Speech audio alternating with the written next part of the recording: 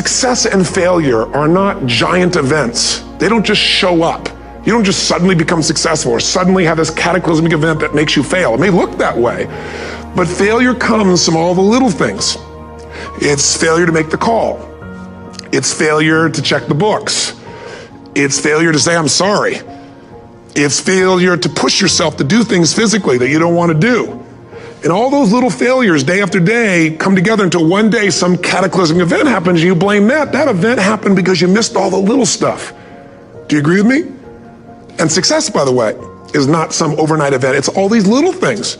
Success is having a vision. Success is making it compelling. Success is really seeing it and feeling it every day with strong enough reasons. Success is feeling the sense that I'm here to grow and I'm here to give something to the world more than just myself.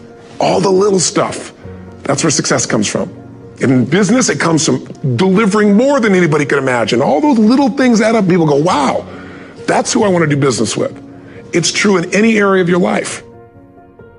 I read a minimum of 2 books a week.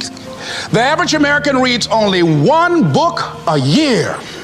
If you decide that area that you love, that you are going to master that particular area, in this era of accelerated change, overwhelming complexity, and tremendous competition, as you begin to develop and expand your skills and your talents and your vision of yourself, you will always be in control of your destiny.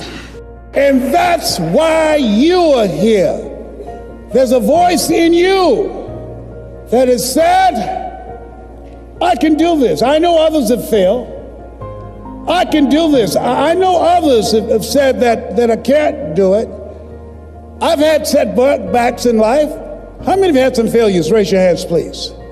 How many of you had some no's in your life? Raise your hands, please. Shake someone's hand on your right and left and say, make no your vitamin. Ladies and gentlemen, if you want to make it in life, you got to make no your vitamin.